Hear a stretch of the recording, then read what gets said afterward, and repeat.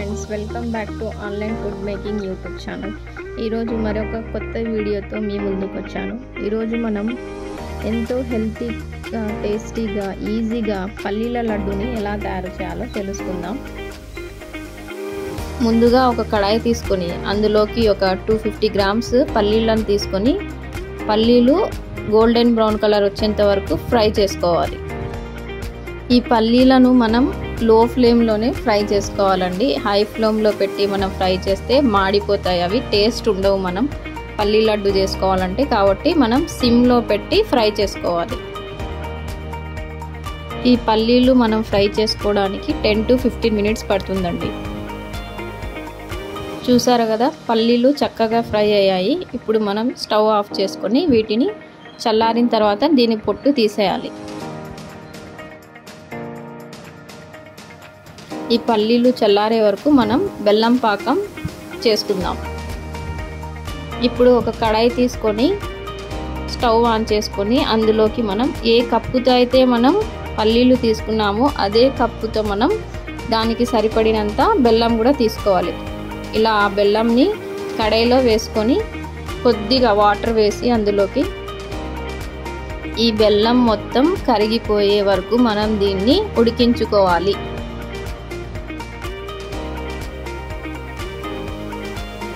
అంతేనండి, చూసారు కదా, బెల్లం అంతా కరిగిపోయింది. ఇప్పుడు ఈ పాకం అనేది మనం గట్టి పడకుండా చూసుకోవాలి.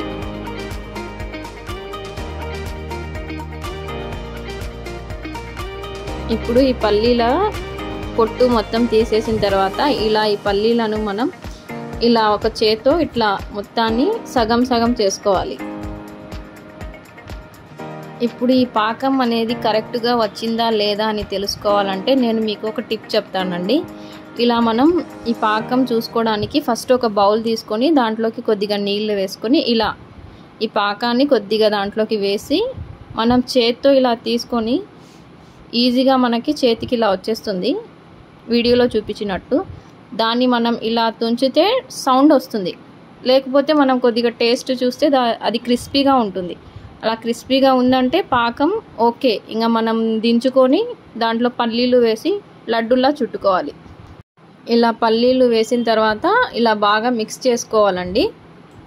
ఒక ప్లేట్ తీసుకొని దానికి కొద్దిగా నెయ్యి వేసి ఆ ప్లేట్కి మొత్తం నెయ్యి అప్లై చేసి మనం చేసినాం కదా పల్లీలు, అది మొత్తం మొత్తం తీసుకొని ప్లేట్లో వేసి చేత్తో ఇలా మనం నెయ్యి అప్లై చేసుకొని చేతికి చిన్న చిన్న లడ్డూల్లాగా చుట్టుకోవాలి.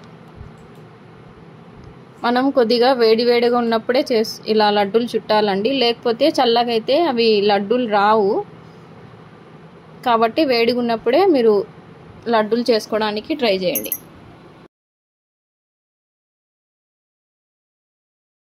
అంతేనండి, చూసారా కదా, టేస్టీ టేస్టీ పల్లీల లడ్డు రెడీ. మీరు ఇలా లడ్డుగైనా చుట్టుకోవచ్చు, లేకపోతే ఒక ఫ్లాట్ ప్లేట్లో మామూలుగా మనం ఫ్లాట్గా పరుచుకొని నైఫ్తో కట్ చేసుకోవచ్చు.